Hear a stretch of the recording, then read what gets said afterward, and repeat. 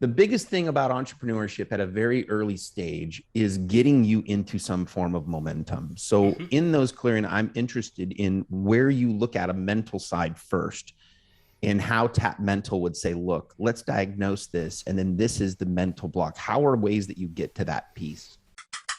The Move Entrepreneur Evolved Podcast. Get on it. And we're back with another episode of the Moved Entrepreneur Evolved Podcast. Super excited for our next guest. Now, this episode was brought to you by moved30.com, the transformational program for entrepreneurs that are looking to get into momentum fast. Our guest today is good old David Goodall with Tap Mental. What's up, man? Not much. How's it going? I'm excited to be here, man. I'm pumped. Yeah. Yeah, I'm excited to have you here too. We've had a couple conversations just back and forth and social and stuff like that, and so Yeah. I think it's really cool, man. So I'm gonna dive right into this. I know that Yeah. you had talked a little bit about entrepreneurial spirit and some of those things, and let's kind of go back to kind of what we were talking a little bit back in the green room there, and we were talking about how the transition of how you went into started working with like local businesses, or not local business, but the Heartbeat of America businesses, utilizing your Tap Mental process. But there was an original story behind that, so maybe we can show that. Yeah. So, I didn't go as deep. I'll give you a little more deep background now, but I was always that classified tree climber kid. I probably would have been put on ADHD meds today back in the 70s when I was born.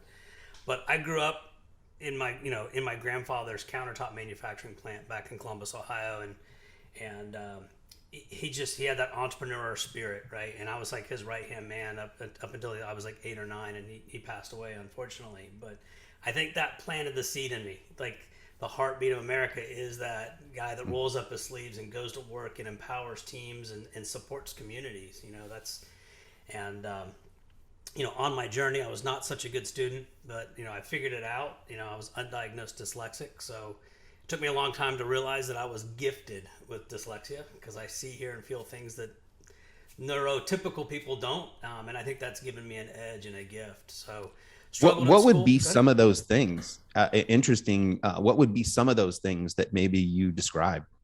Yeah, so for a lot of people, there's just processes they take, and I was like, I'm slow to get but quick to master. So, like, sometimes when I see things, I don't see things as typical people would. Dyslexics, they think it's flipping of letters, but it's a processing thing.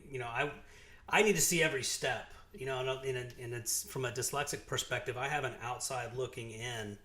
And for example, for me going through school, my reading comprehension was crap, because I wanted to know how to sound out every word. I wanted to know the details on everything. Later on, I learned that audiobooks, I could create pictures in my head by hearing someone read it to me. If I had to read it, I couldn't process it. But what it gave me is this ability to visualize and conceptualize things quicker than other people, because I did everything in pictures. I don't know how everybody else does it, but I know everybody has a translation of a see, hear, and feel. But at a very young age, I was forced to visually conceptualize things, and I got really good at it and really quick at it. What are some of those things that you do? Like, I'll share with you a little. So one of the things that I would say that I'd say, oh man, I was gifted with this thing. I don't know if it's like gifted. My dad spoke a lot and things like that. But if I get in front and speak with people, if somebody can kind of say, this is what we're going to talk about, I can chunk it out in about 5 or 6 words, and then I can make it happen in a speech. Like, I don't need to really write it out. I'm able to do that. So what are some of those things that you talk about with dyslexia that maybe, do you chunk things? Do you chunk Yeah, so them? I chunk out. I go out and then back in. So I'm trying to figure out what exactly you're looking for. From when I'm working with a client, or some of the early understandings of how I did it? Yeah, no, yeah, even yourself. I think that the importance is there's probably people that are just like yourself, and there's other people that maybe aren't like that. And the value of probably being able to understand how that brain works brings Yeah. probably people together in relationships. So maybe there's So what comes to mind, it keeps coming back, what I'm picturing is like when I was in high school and I was told I was a horrible student. I was like a 1.4 GPA, and I was taking math class, and I understood, I liked math, but I wanted to understand conceptually, where do we use it? Why am I learning this? So I'm big into efficiency. Don't waste my time. If I'm going to learn something, I want to know where it goes, how to use it. how does it work and how does it benefit me? I graduated in the 80s, so car stereos were starting to come into play. So this is where I was like, oh wow, I love the car stereo system electronics. My dad was an onboard electrician for the C-130s in Vietnam, so I was always tinkering with stuff. But I learned math quickly. Math create volume. Volume, you can create subwoofer boxes. Oh, there's mathematical equations that I love that I can create a box. Oh, now I know dimensions. Now I know how to tune the frequency waves. Oh, if I want to get my stereo to be louder or deeper or more bass, I could leverage the math. So when I was learning math in school, I quickly connected the dots that math can create and influence my hobby, that I could be the cool kid with the loudest car stereo in high school based on learning this one thing in school. So it's like most people Still came down to status, right? Yeah, well, I mean, we all do, right? Totally. But it was How one of does those that make things, me look better? I'll go through all these processes to get that. right? And then I had the loudest car pulling into the high school parking lot, but I was able to connect the dots. But don't have me write a paper because I would have no idea or no clue, because it didn't matter to me. I didn't know why it was important. Yeah, I always look at those little things as like your path. What are your pathways to being a lion in the room? What are your things that every once in a while, you don't have to be the lion. There's many lions around. Right. So like when you learn your thing, you just got to be a little lion in your little jungle. That's all you need is that little spot. Exactly. So I think you had mentioned, I think that brings into something you've done engineering as well, correct? So that took you into an engineering profession. So that I was going to go architecture, and my architecture professor or teacher in high school was like, hey, you got the math. I see you got the vision. He says, but your drawing skills is probably not where it needs to be. And I was thinking mechanical, but then I reflected back on my dad, being the electrician in Vietnam and all the stuff that I had worked. We'd done a bunch of telephone work together, and I'd always helped my dad. So my senior year, they threw me into electrical class, electrician class in high school, and I aced it and loved it. And I applied for an electrical engineering program, and I ended up getting a bachelor's in science and engineering, which is weird because the principal was kicking me out with a 1.3 GPA, and then I went and got, on honors 2 or 3 times and with a B average out of engineering plus working full time. So engineering is the path I took. Yeah. And so that parlayed into positions that supported where we are kind of getting into, tap mental. What were some of the things that had brought you to this point? By those experiences, I think you'd mentioned there was 2 or 3 different things you combined for tap mental. So what are the ingredients to that? Yeah. So what I learned on my journey was, I became obsessed by learning about Nikola Tesla, Albert Einstein, which led into Elon Musk, the first principle thinking. So engineering, I learned that problems could be solved. How is that a problem? How is that a problem? How is that a problem? I don't know if you're familiar with first principle thinking, but you look at the problem we're seeing and asking how that is a problem until you get down to the root problem, right? There's always a root cause to the problem that you and I see. And it's usually not the problem in front of us. It's usually 5 to 10 layers deeper, right? So you ask the big question, and then you go, how did that go? And then you break it down each piece. You just keep going. First principle thinking is down to the root of the problem. I love to use the example of, Tesla car company. People think he solved the problem for the electrical car. It was actually derived from a battery problem. Why don't we have electrical cars? Because we don't have batteries. Tesla car company was actually an evolution of the battery company he created out of Nevada. So his patent's on the battery, not the car. The Tesla car is actually an open source engine. I think he was saying something. Yeah. I think his story was something like, I saw it on a meme or something. He was like, just so everybody knows, they had no blueprints. They had no frameworks. They had nothing. And he bought this company, and it it had nothing. I was like, that's just your ego, right? I mean, the Tesla car came from Nikola Tesla's electrical motor. That was an open source, right? So he didn't invent that. His invention, his patent is on the battery, right?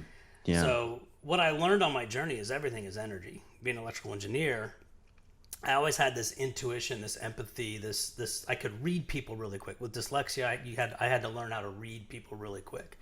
I could read triggers. I can see when they're happy, when they're sad, when they're mad. And I just learned quickly how to read a room and how to not get in trouble or to get what I wanted, right? Just from an energetic perspective. That was another gift I got from dyslexia. So, I don't When know if did you I'm find answering. that out? It was weird. I probably found it at a younger age, but like I said earlier, being that tree climber and full of energy, I suppressed it. I suppressed it until I got married and had kids.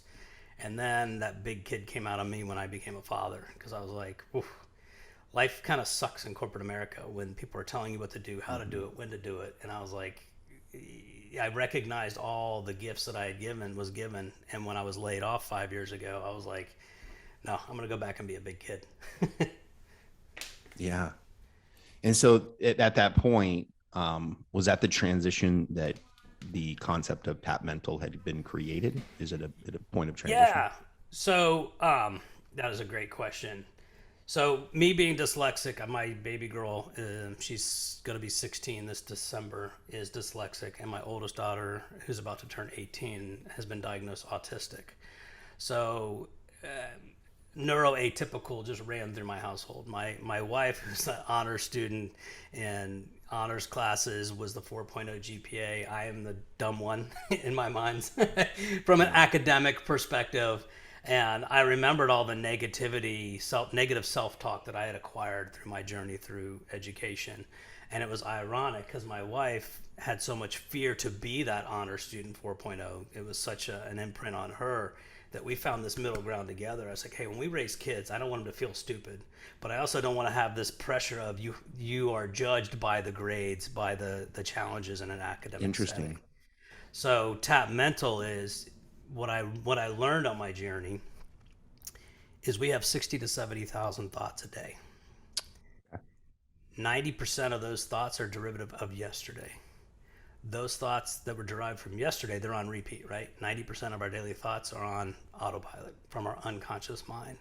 Our unconscious mind is programmed by the age of 7. There's an old saying, give me the child before the age of 7, I'll give you back the man. So our values, our beliefs, our strategies are basically the rooted and programmed by the age of 7. Mm-hmm. So tap mental is if you could tap into your mental programming to identify the strategies or behaviors that are blocking you from exactly what you want. Would you want to go take a peek and alter them to make things easier? Mm-hmm. So that's Now, is this, what are your thoughts on hypnosis? That's what I went back and got a master's certification in hypnosis, mental emotional release, neurolinguistics programming. So I learned, do I? You did your homework. Yeah, you did. That's good stuff. Yeah. So what I do is I meet my clients right where they are, right? And to impact any change, I came up with like a 3-step process. I didn't come up with it. It's just what I've identified in success with my clients. Conscious awareness is step 1. What is it? What's the outcome you're not liking, right? And I want you to be aware that you're a contributor to the creation of the outcome, right? It's your fault, but yet not your fault. If your programming is locked in by the age of 7, would you trust the 7-year-old version of yourself making the decisions you make every day? Most of my clients will say, hell no, I was an idiot at 7. Great. You wouldn't have enough information to make a decision. Yeah. Right. But our strategies and behaviors are rooted in that 7-year-old version or younger than you. Right. So tell me the outcome you're getting. Do you like it? Great. What's the strategy or behavior you're using to get there? If we were to dissect it with the first principle thinking, going, hey, if that problem goes from these steps, what would be a new possibility? And hypnosis all is allowing you, and I see that you do meditation.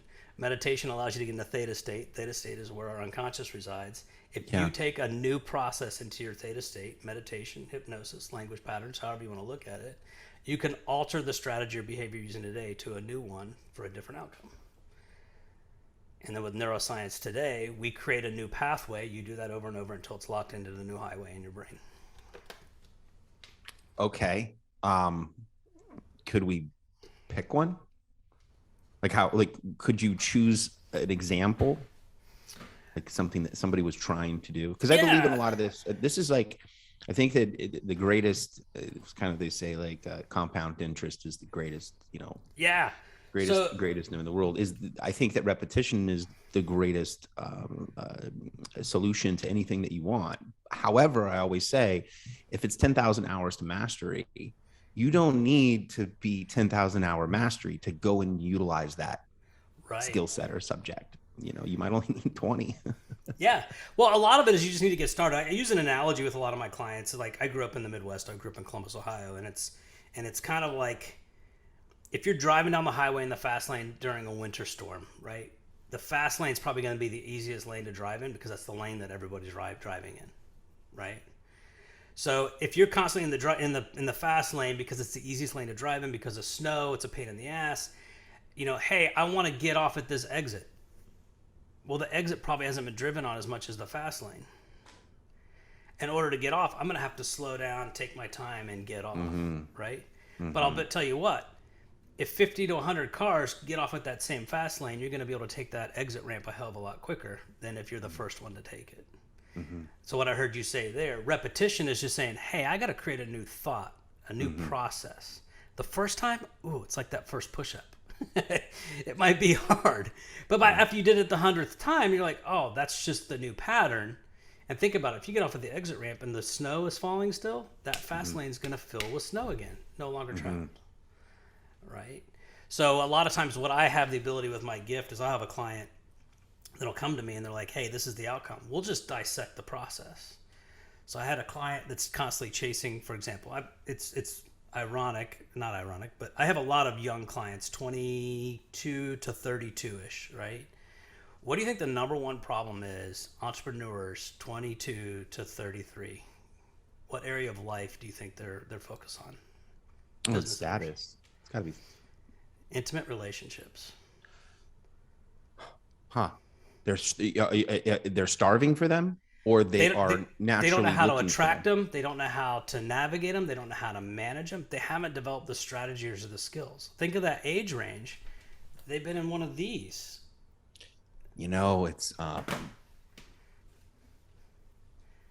sure some people can relate, but it was like at the age of 22 or whatever. I mean, I was in the club every night. Right. And all you're doing, you're bumping into people that you're like, I shouldn't be around that one. Oh, I should be around that person, or that guy doesn't seem like he's safe, right. Or punch him. What I heard you say there was an energetic connection. You had this intuitive instinct of good people, bad people.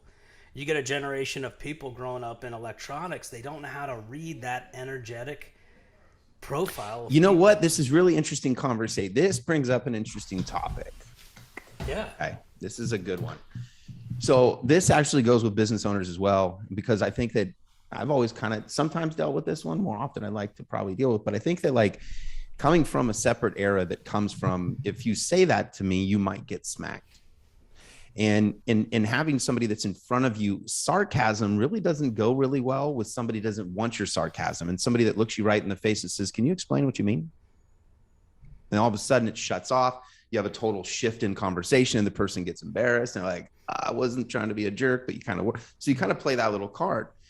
When you deal with what we're doing with now, and we talk about these phones and we talk about Messenger, I still get triggered on these guys. Sometimes somebody will say something and I'm like, look in here, asshole, like you would not say that to my face. And I still, though I try to mature, and Jason's a much different person than he used to be, but still, still have this trigger. Like, where do you think that I'm like, where do you think that would be okay? And so what I'm getting at is there's a generation that doesn't have that twitch of, like Mike Tyson says, everybody should get hit once or so. Or, right. Maybe that's what you say, but it's Mike Tyson really is, you only have a plan until you get hit. But the storyline where I'm getting at is, where do you think that's going to affect the way that we do business? Because we can't, I think this is going to be like a pimple. We're going to get popped eventually. We need each other. 100%. It's the older ones, the older clients I have, that 28 to 38. I guess I don't know if they're classified the millennials. They have a lot more difficulty of understanding. My clients that are under 26 and younger, I've got a kid that's 21, been arrested twice. He was the jock football player. He got, the second time after being arrested, he's like, I got to figure something out. We've been working together with him for sales strategies. They're hungry. Like, these under 26-year-olds are like, I know I'm effed up. Like, I know there's something wrong with me, and I want to figure it out because I want to get this resolved quickly. And so like this, I've got this 21-year-old kid. He went from basically living in the street after being arrested. He's now running the sales division for a digital marketing agency. He was trying to set goals to make it $50,000 a month. In a 6-month time, clearing up his bull crap, getting his emotional intelligence increased, letting go of all of his baggage and his limiting beliefs, and we put sales strategies in place. He's closing. One day I showed up. He had closed $90,000 in deals before lunch. It was funny in the early days. He was like, "Dude, I can't even make $90,000 in a month." And I'm like, "Well, what's your goal?" He's like, 100,000. I'm like, "Well, that's how the unconscious works. Once we get 90% towards our goal, we kind of take our foot off the gas because we lose that motivation. It's kind of how our ego's designed." I'm like, "What could get you over the 100,000?" He goes, "I'll just set the goal to 200,000." I'm like, "Okay, do that." Within 2 weeks, he had come to me and he's like, "Dude, I just closed $180,000. His goal originally was 100. We set it to 200. He got serious about it, got rid of the baggage, and he's taking action every day. And people surprise me. A lot of stuff goes around with something they call clearing. You know much about that? Maybe you could share a little bit about what that is. So clearing is just the limiting beliefs, right? If I consider everything as energy, right? We've got these negative self-talks, these belief systems, right? I know you wanted me to get personal about something I didn't share with a lot of people, so I watched the pre-show, so I'll share this with you and a lot of my people. So one of my biggest struggles was coming from a household of money stories, right? Money doesn't grow on trees. Who do you think you are? We can't afford that. I heard that all growing up. And then I'll remember I was in second grade. Dyslexic. I struggled with reading comprehension. I struggled with spelling things. It just didn't come easy to me. And I remember standing in front of the class. I had to write a sentence on the board. And I had to write the name John. And I remember there being an H in it, but I couldn't remember where it went. And I knew it was weird. Like it didn't make sense to me. I spelled it wrong. The teacher decided to point it out in front of the whole class. Everybody laughed at me. And right there, it's like, you're stupid. Don't get attention on yourself. Just be quiet and sit in the back of the room. I made that decision in second and third grade. So if I reflect on that, I carried that with me all the way through my corporate America. So although I probably could have accelerated a lot more, I had that bag of bullshit story that I carried with me all along. Then you throw on top of my mom and dad's story, money doesn't grow on trees, all that other stuff. It's just trapped energy. It's just a trapped story. That's where. And what would be a way to clear that? I think that's a super powerful thing for people. Yeah, that's timeline hypnosis. When did you create it? Why did you create it? There was a reason to protect yourself. I'm in my 50s now. If I can go back and look at before it even happened, this is called mental emotion release. You get in before the event even happened on your timeline in that meditative theta state and recognize the truth that lies inside it. There was a lesson that we're supposed to acquire.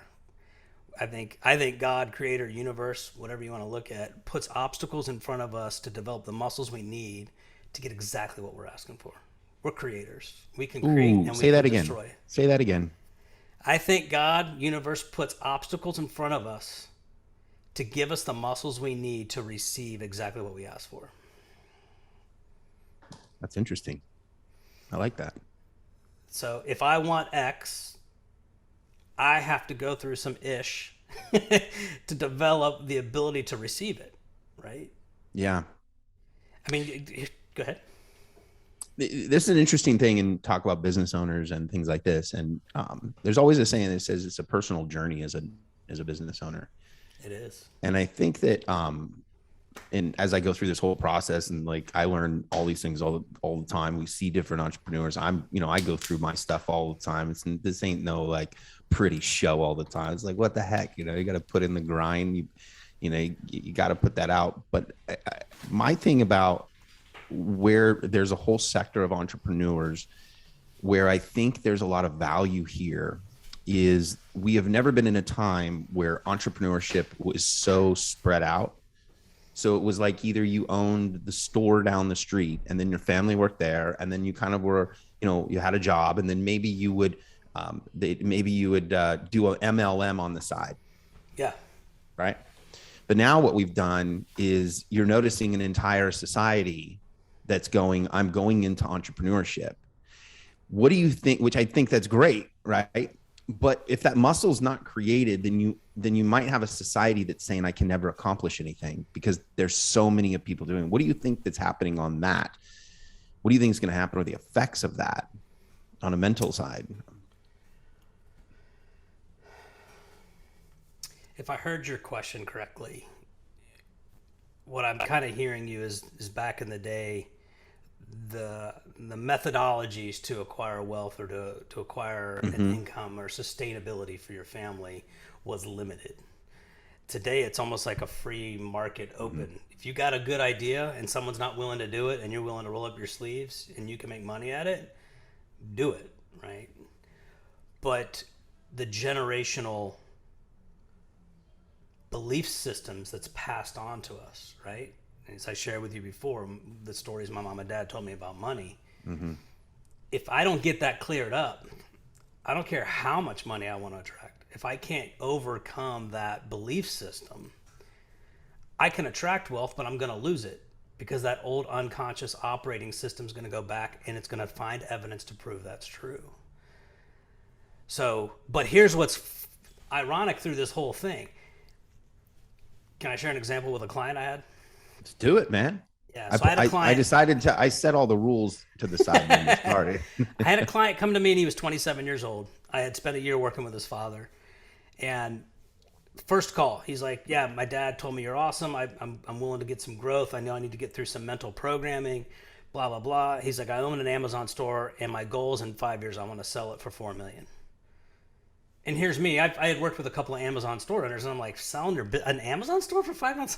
And I'm sitting there going, sure, whatever, kid. All right, I'll work with you. We'll figure this out. Sure enough, we went through the strategies, and he altered my way of thinking of to what's possible, right? My belief system was you can't sell a store. Sure enough, in 2 years, he and his partner sold their Amazon store for $4.5 million, and at 29, he put $1.2 million in the bank cash. Proved me wrong. That was my belief system. So now I'm starting to recognize, this entrepreneurship is something. Like there's people making money, lots of money every day. Once they break through their bullcrap stories and they build the mental stability to receive it, manifestation happens quick. I've taught my kids this stuff. And it drives me crazy because now they have to come to me and they're like, this is what's going to happen. And I want to say, there ain't a way in hell that's going to work. And just shut your mouth. Let's see what happens. My kids create the most amazing opportunities. It blows me away. Absolutely blows me away. There's an interesting thing. And I think that this is just the iceberg here, a really interesting one. And it says, put something out there, visualize it, write it down, and then let it go and don't control it. And there's but I don't know why we can't do that. Well, I mean, I heard someone, I find myself on the self-help side of TikTok and I love, because I get little nuggets all the time. And I know this is cliche and repetitive and we probably all heard it. 1% of the world's society owns 96% of the wealth. 1% of the world's population has a handwritten goal on a piece of paper in their pocket that they read 5 times a day. There's no coincidence. Oh, what is that? Tesla's 369 theory? Yeah. You know, my daughter has been playing, my youngest daughter, dyslexic, had a coach tell her she was too stupid to catch for him. And, I kept asking her, I said, what is your goal? She's, and by 8th grade, she was playing with 18-year-olds, national travel for college recruiting. She played against a team that they got their asses stomped on. She's like, Dad, will I ever be good enough to play on that team? I was like, write it down. Is that what you want? She's like, that's what I want. And literally within 5 months, she guest played for that team and is now one of the starting catchers. And we travel. This year, we're going to Tennessee, Virginia Beach, Denver, Colorado. She's a freshman in high school playing against the best of the best. She's like, Dad, I think I want Florida State or Florida. She's like, I want a D1, Alabama, SEC, something. I was like, I'm not going to get in your way. Yeah. It's like, I'll just ride this wave, right? And here's to add to that. 2 years ago, you said, hey, are you going to take your daughter to Colorado? I'm like, we don't have the money for that. We don't just hop on a plane. Like, now I just all right, that's what she wants. I want her to get what she wants. Universe. You saw the picture on Facebook of my truck, right? Yeah. My wife's like, you've been wanting the truck. You had that truck before the kids. You've sacrificed. You've put your kids through private school. She's like, Go buy your truck and see what happens. Literally within 2 weeks, my business doubled.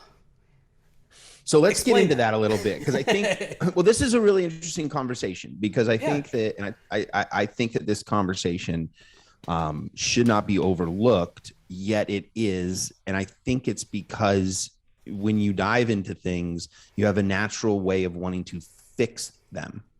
Mm-hmm. And you're trying to fix them with either skills that you don't have or resources you don't even have, and you keep trying and you just do it the wrong way. So how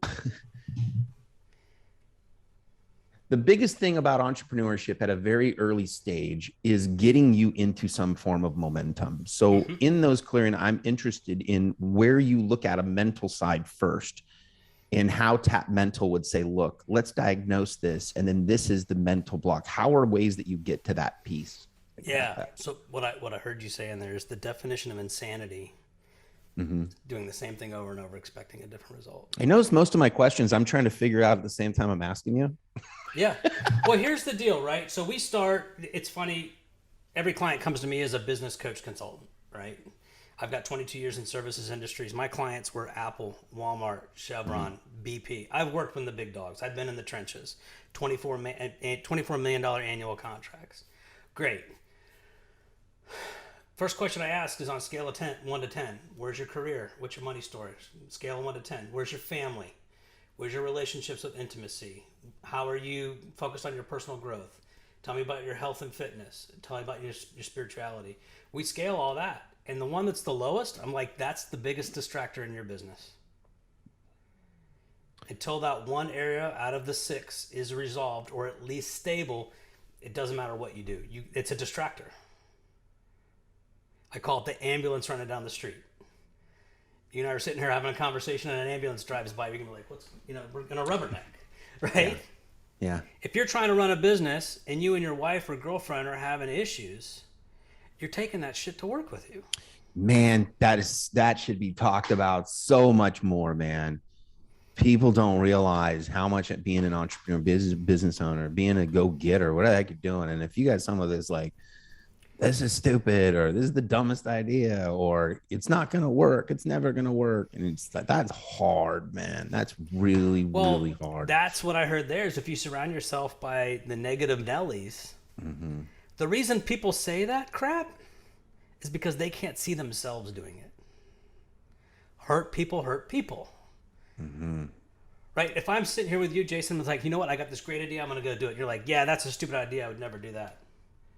But they don't know that you know the head of Sony. They don't know that you have the, in for a podcast you can get on. They don't know that you have maybe what you have and why you have that vision. That's a really good point.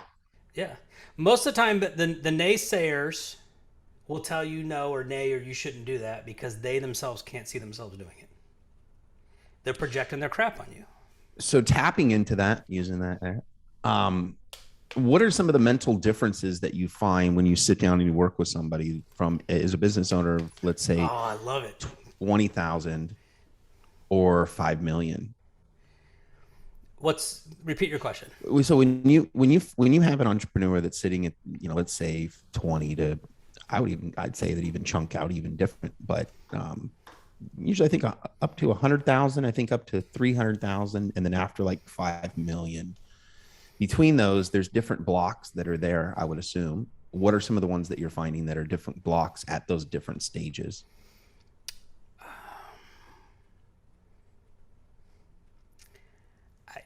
I don't know that there's really even different. There's no differences, right? Interesting, yeah. Entrepreneurship's entrepreneurship. I had a client last week who's like, Dave, I just want security. I'm like, it doesn't exist. Mm-hmm. Be secure in who you are in your process. Here's a guy that's trying to get from 350 to 600 and we're all track.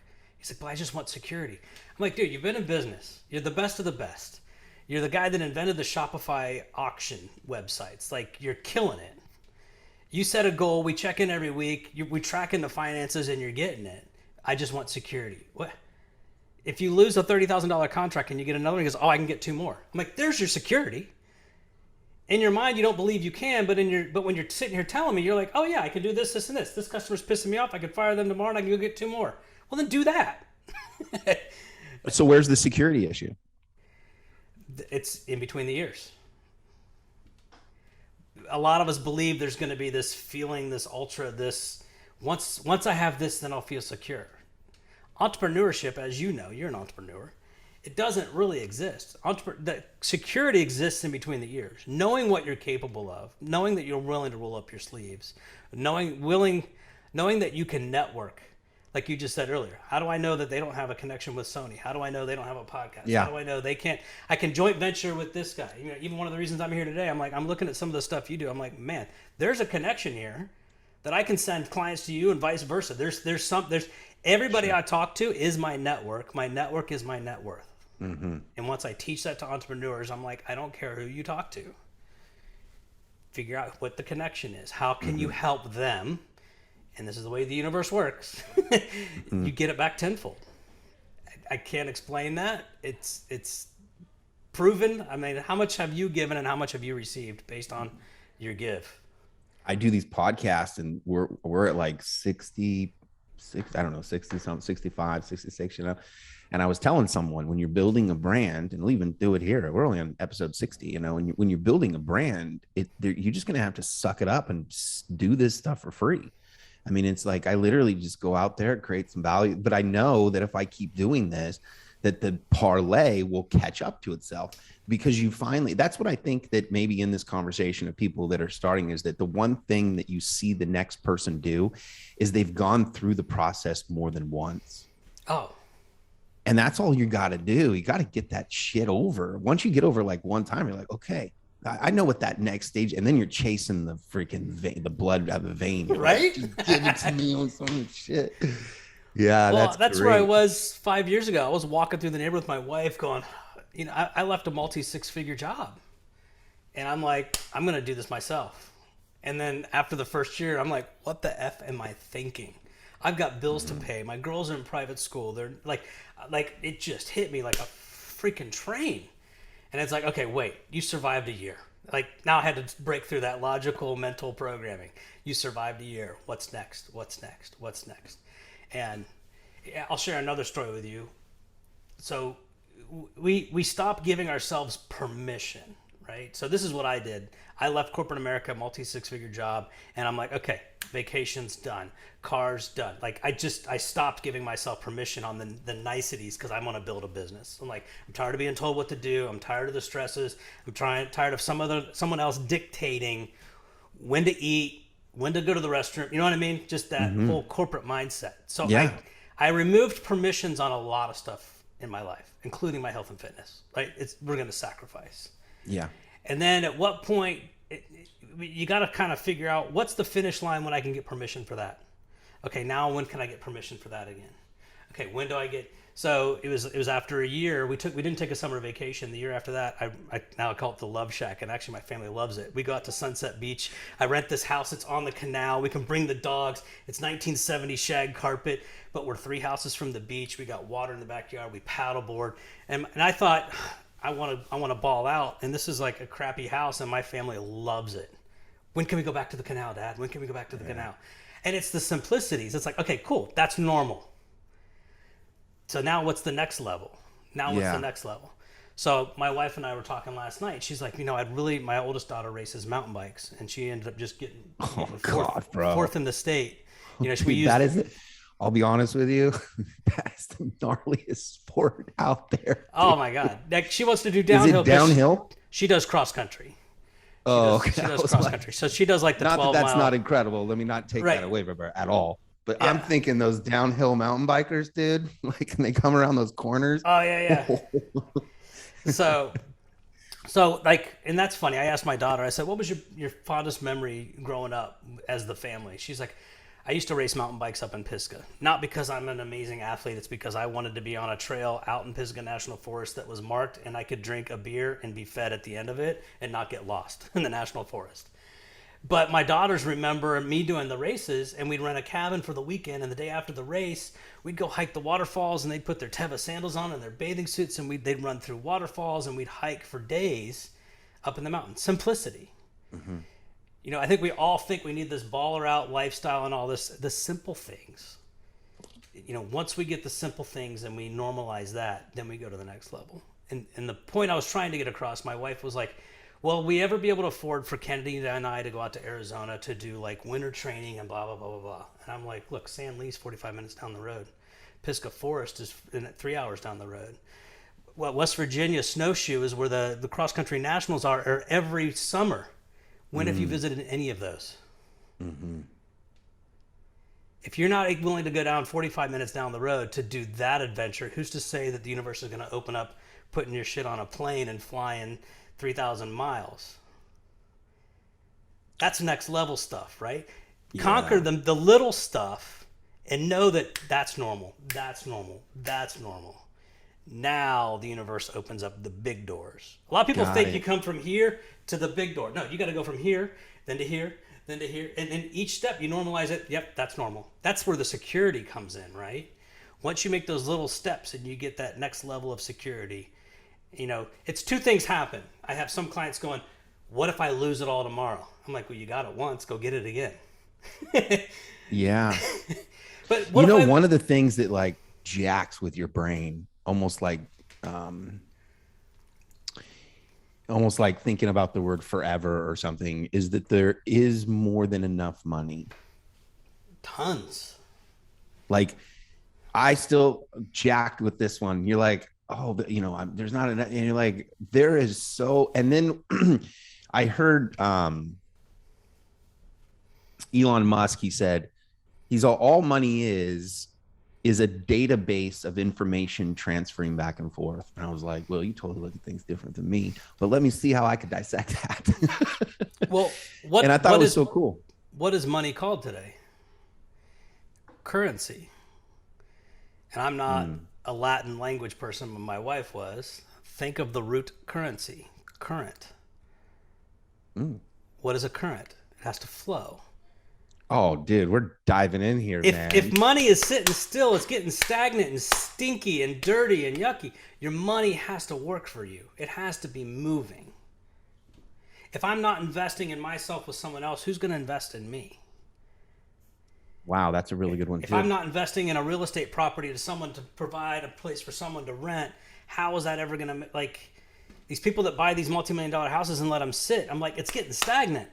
Like, you gotta let the money flow. You gotta. You think that'll end? I live here in San Diego, and I live by the horse track over here, and Del Mar is pretty fancy little area. So when you're over there, actually, Bill Gates has a house right there. He's building right now. All the neighbors are pissed off at him, but it's right around the corner right here. And you go up and down these roads, and it's like, it seems like over the last 20 years or whatever, you just go down to these, beach. There's no one there. No one. Literally, it's like you go down the whole Del Mar and there's no one there. And even in the height of the season, you're like, you'd love to see 20 people in one house, and it's falling over with kids and families and all those things. And it's just like, wow, man, where's all this going? What are we doing? Right. Yeah, I thought it was those homes. I guess I went on a tangent on that, but I mean, you're right. It's just stuck money. It's stagnant. It's stinking. That's why, maybe that's why my family loves when we go out to Sunset Beach and we rent the Love Shack for a week, but there's families everywhere. We got the wagon, you throw your beach stuff in, and we're 5 houses from the beach, but the paddle boards in the backyard. There's people across the canal. I'm smoking a cigar, drinking a beer, shooting the crap with the guy across. And hey, my kid just got his license and he's driving the boat onto the dock. Like we're tribal creatures. We're human beings that needs a tribe. We need to be around people. Like, we're made to communicate, right? And but I think we have created a society, and now I'm going to go down my soapbox here, but we've created a society of people stuck in their damn phones, and it's all about the me world. And how do we get back to this, to connecting? I've got a sales team that does reach outs and puts people on Zoom calls with me every week. And I'm like, look, I'm not here to sell you anything. My net worth is on my network. Like, who are you? What do you do? How do I support you? If there's a connection where I can help you, then it's a sales conversation. But right now, who are you? What do you do? Who asks that these days? Not many people. Yeah. Most calls turn into, what can you do for me? Yeah. We're definitely on the front end of things. We're not dating very well. We're not. Mm-hmm. It's funny. Yeah. That's what I was trying to share with you. I hired a company that did my website and all my CRM and all this other stuff. And it was a 21-year-old kid. And I'm like, how are you going to get my website to convert into sales? He's like, you're looking at it wrong. Your website is your coffee date. Let me buy you a cup of coffee. You're not going to convert your website into sales. You want them to see, like, know, and trust you. They want you to go to your website. It needs to be appealing. They need to be some copy on there, maybe some testimonials. They'll get to know you. Then it's like, hey, man, I think I want a cup of coffee with you. I want to know a little bit more. And it was amazing to me to have a 22-year-old kid change my perspective of how this dating thing is when it comes to business. Mm-hmm. Mm-hmm. How many people do you know that says, can you get my website to convert? Convert to what?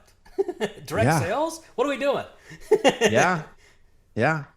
And put the numbers to that, and everybody, they all think, everybody thinks they have the newest website is going to have, all the numbers, but numbers are the same. 3% conversion ratio. When you get yourself to get somebody to drop, it's like, you're not going to change it. I need to get SEO. I need to get this. And I'm like, bro, just be you. And I know SEO works. It's the long game. There's tons of different strategies for marketing, but at the end of the day, who are you? I mean, the stuff I do is no different than Tony Robbins, and it's the same thing. I study Dr. Joe Dispenza, Dr. Greg Braden, Bruce Lipton. The stuff I do, is no different than what's been passed into Think and Grow Rich, a book written back in the 30s. It's the same stuff, but you know what? It's my flavor.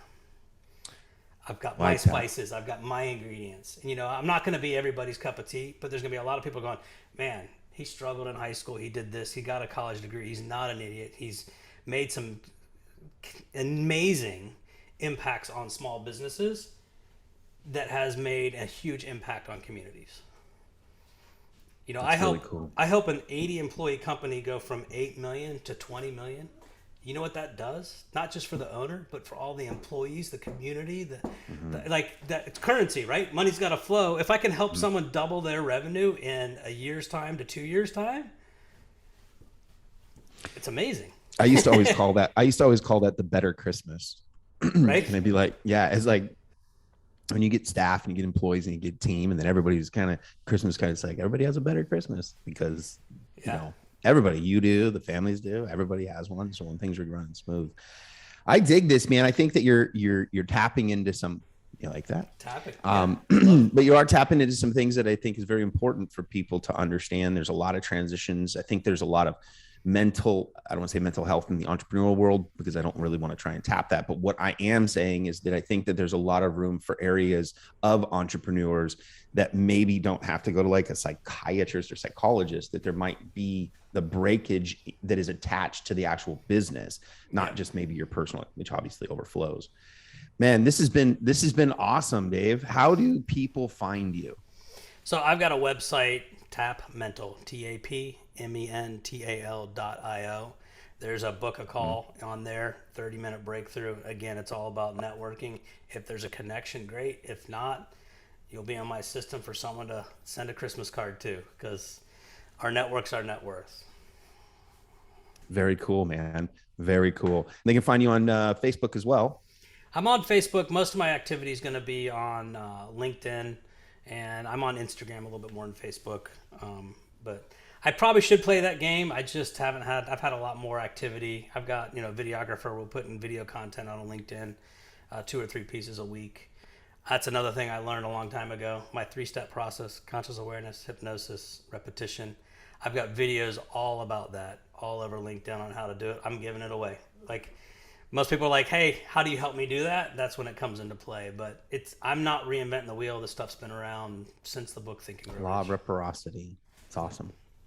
Well, thanks a lot, man. You've been an amazing guest. I appreciate you coming on the Moved Entrepreneur Evolved podcast. Thanks a lot, brother. I'm really glad I had you. Appreciate it.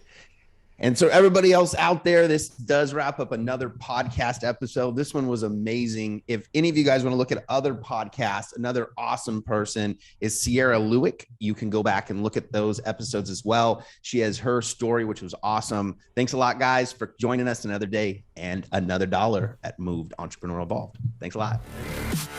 If you like this episode, make sure you smash the like button and subscribe to the YouTube channel. Just like Nike is to athletes, Moved is to entrepreneurs.